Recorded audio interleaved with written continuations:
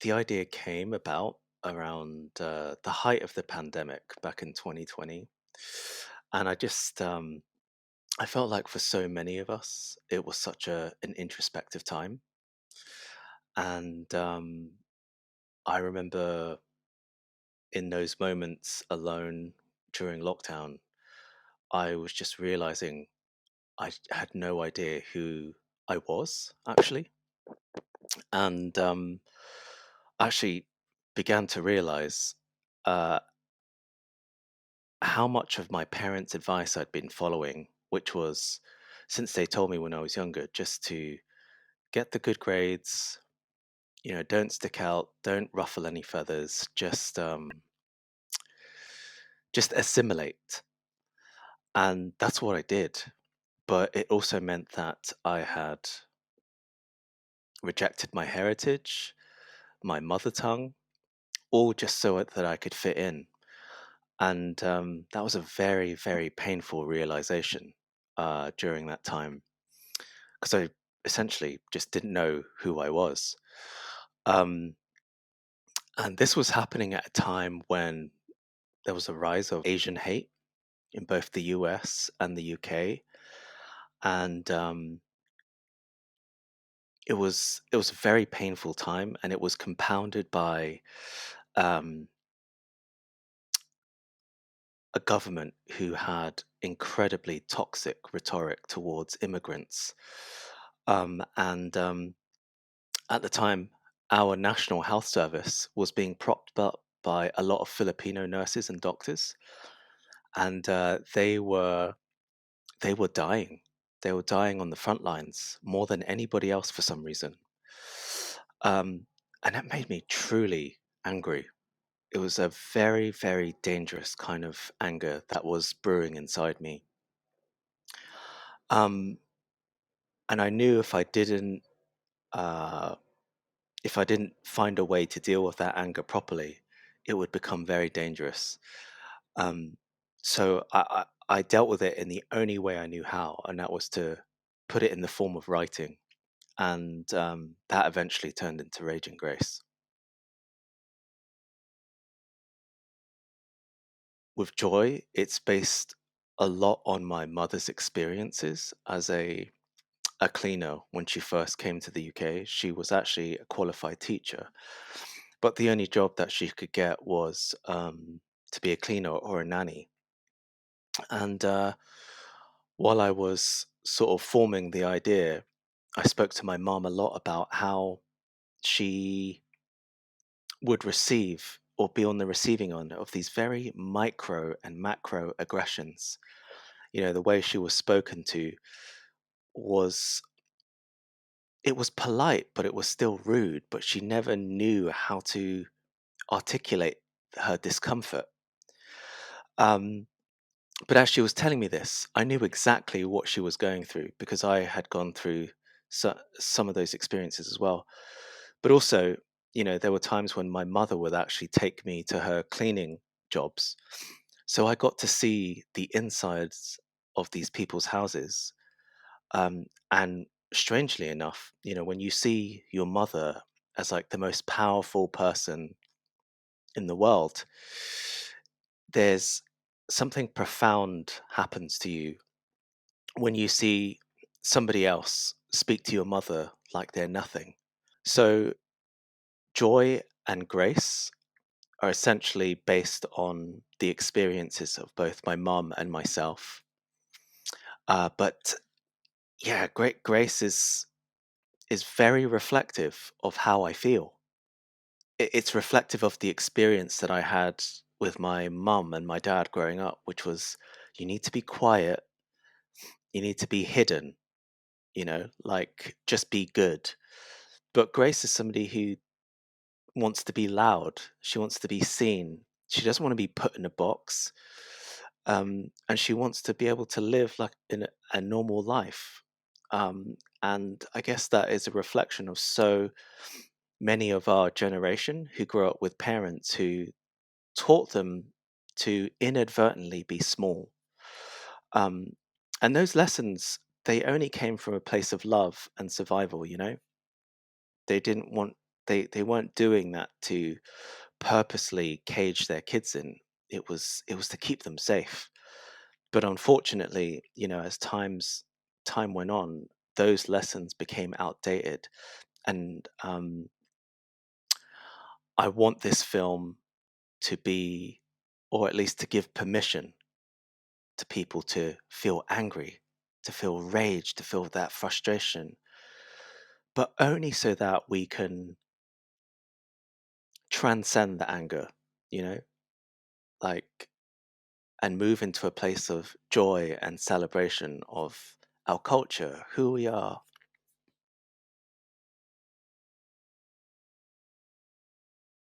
I would say this film is a very untraditional horror, uh, but unfortunately, for a lot of immigrants, uh, their stories are often horrific, especially with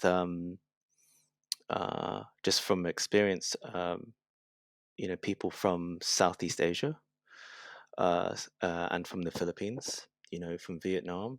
Um, their experiences often come with a lot of trauma, and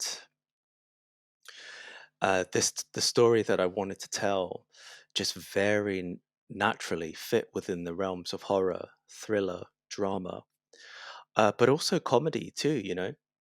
Um, that there is a very, you know, for instance, Joy and you know people like her who exist in the real world. They often find themselves in absurd situations, and depending on who you are, and especially if you are just someone who is viewing it, it can be hilarious, really, just because of how absurd the situation is.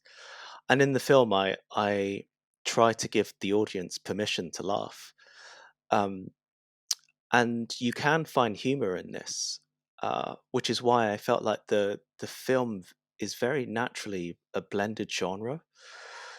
Um, but overall, when you look at the history of Philippines and the US and Spain and even the UK, even if you're to take history out, which is impossible, and you just look at the treatment of domestic workers, in anywhere in the country, it's horrific.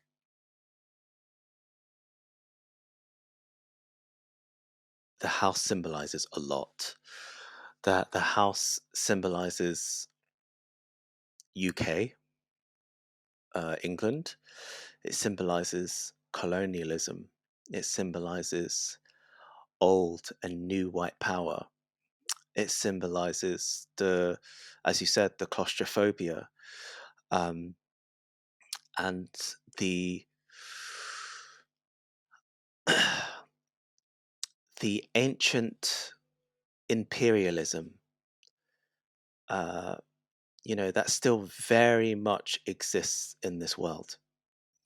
And no matter where we go and where we try to inhabit, you know, we are always, it- feeling the ghost of those things. Um, and we often talk about how we are in a post-colonialist society, but we're not. We're not at all. We're still very much within the throes of colonialism. And the house just felt for me like one of the best ways in which to represent a lot of those things, because when that house is so imposing. We actually had to live in that house for 4 weeks while we were filming, because we were still in uh, just before filming, we went into second lockdown, but we had to bubble up. Um, but yeah, that house was built, and a lot of these houses were built to feel very imposing for anybody that visited it. It was to represent power, and so much of that power and that money was built off of blood, you know, slavery. uh, colonialism and stolen wealth. Um, but to bring that house into the present day, is the house we live in say the UK or the US, where people like myself still have to participate in that house. You know, um, we want to belong to that house in a weird way, but at the same time, we'll never belong to it. We're always operating on the periphery of that house, and that house is often represented as society. Um, and you know, for joy and grace, the way in which they operate within it, you know, one is trying to to be as small as they can, to be quiet. One wants to be loud and to be seen, and I just felt like it was the best place to sort of reflect the experiences of so many immigrants, not just Filipinos, but for anybody who feels like they left their home for a better one, but then find that the home they left, you know, um, they unfortunately have gone to a place that isn't as welcoming as they thought it might be. So there's a lot of symbolism in there that that I can speak on for such a long time. Um, but it just felt like the house was such a neat mechanic to be able to explore so many of those ideas. So my production designer, Amy Addison, I've worked with her for 10 years now, and she's a great friend and an incredibly talented person. There were the house came with a lot of stuff, but she did a lot to add to the house to make it feel older. And it wasn't just adding; it was also taking away and replacing some paintings. She would even paint actual portraits to put on the walls when we didn't have the right stuff. Um, but so much of that house or its interior structure uh, wasn't anything that we could change much. But it gave um, it had so much presence already that we had. Um, but Amy did such a wonderful job in being able to pull certain elements of that house to make it feel even bigger, to feel even more imposing. Um, and yeah, I have to say that it's a house that felt very unpleasant to stay in, especially, well, specifically for me. It would really, if you think about that house, what felt so strange about it was if I was to walk through those doors just 50 years ago, I would have been arrested. 100 years ago, you would have hung me. Do you know what I mean? There isn't. There was no way I would ever have been invited into that house. And for our crew, so many of us who were Asian, uh, who were gay, who belonged to the LGBT community, um, it felt strange to exist in a place where it could have meant physical abuse or death to just be in that space.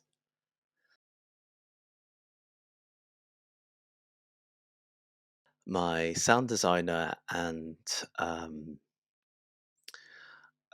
composer is the same person. His name is John Clark, and um, if you've already watched a film, then you'll know how much sound and music has done for the film. It has such a big presence. I would say it's almost 60% of the film. we spent more time on the score and on the sound than we did on the writing, production, and post production. Um, we were very lucky in that we had that time. And I think it was so crucial that we had that time because we were truly able to sort of refine. Well, John was able to truly refine the characteristics of the sound, to create a very unique soundscape that belongs only to Raging Grace. And when I spoke to John, I gave him the impossible task of creating something that we've never heard before, but yet still sounded familiar. Um, and I wanted him to find something uniquely Filipino, and that was to use, Filipino instruments like the kuling tang, to use the noises of the tininkling, which is basically like two bamboo sticks being, rhythmically smashed together, um, which people dance in between. And, when you're using things like the cooling tang, it creates this brassy kind of bronzy noise. Uh, and the sound that it makes, it doesn't belong anywhere on a Western musical scale. And so he had a huge challenge in trying to find a way to bring traditional instruments like the cello and the violin and the cooling tang to exist in the same space.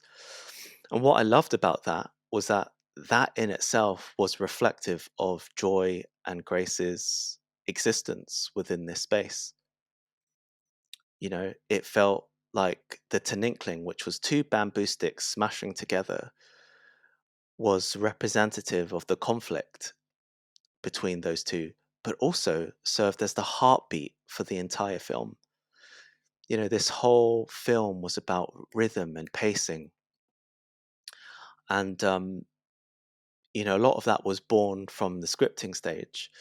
I wrote the script to a metronome in my listening to a metronome at 98 BPM while writing the script. And I would oscillate between 98 and 110, um, to give me a sense of, how people speak in that rhythm, but also, to build up momentum, slowly bring it back down. Um, but it also allowed me to experiment with timing, the specificity of timing. Um, when we listen to music, uh, or whenever we listen to anything rhythmic, we inherently listen to the beat.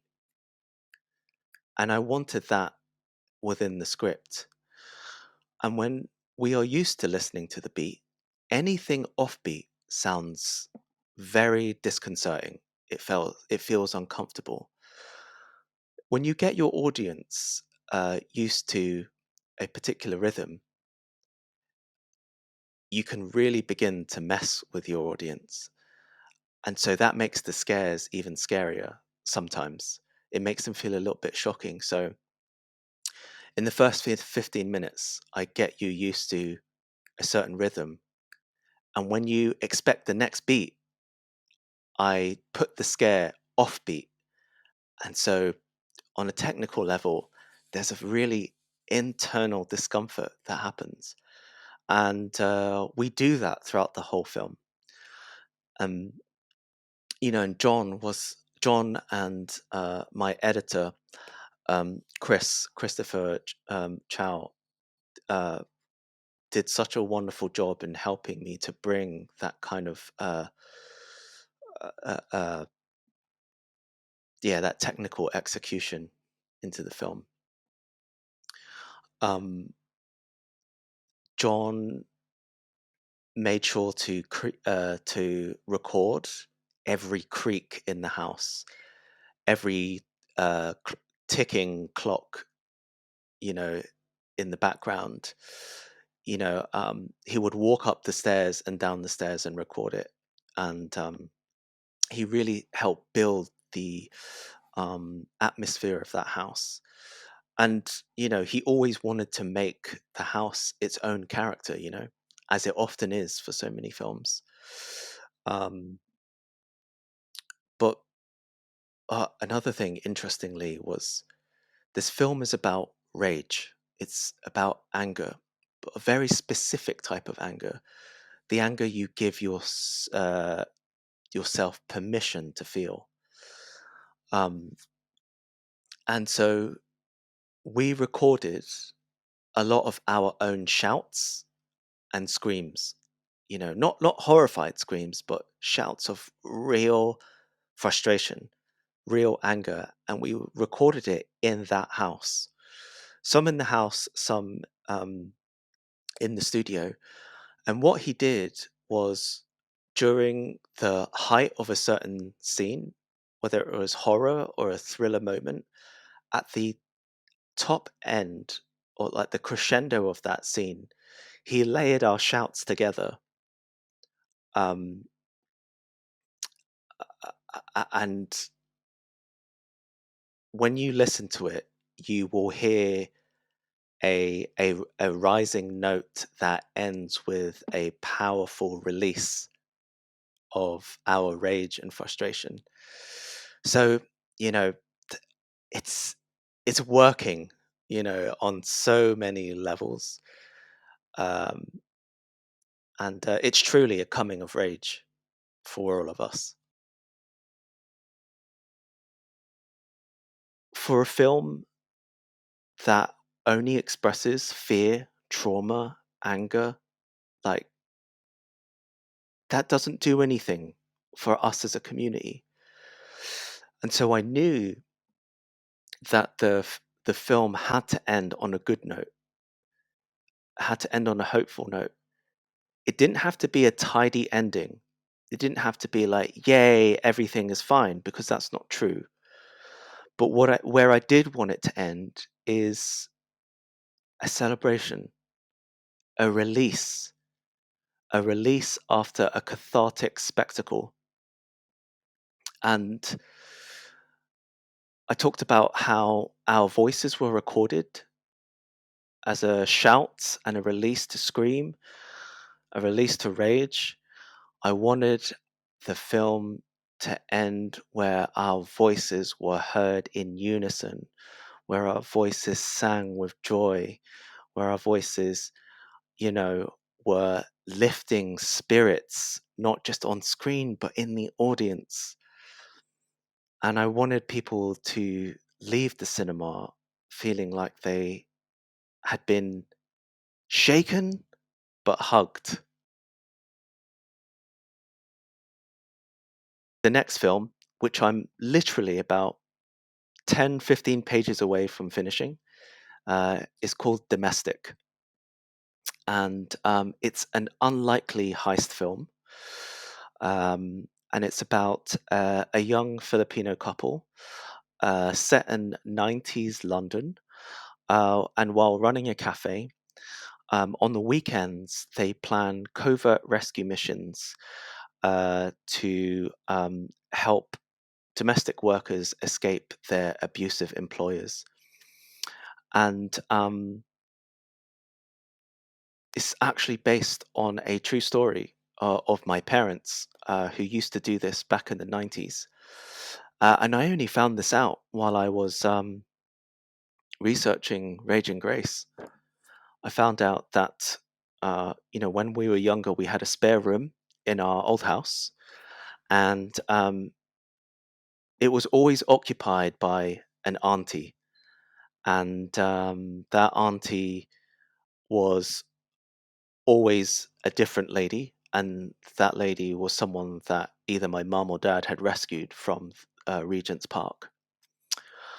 And yeah, you can expect a thriller in it, a drama, definitely moments of horror, um, and absolutely you'll find comedy. Again, it's going to be um, a blended genre, but an entertaining watch on a subject matter that you've never seen, but is still happening today.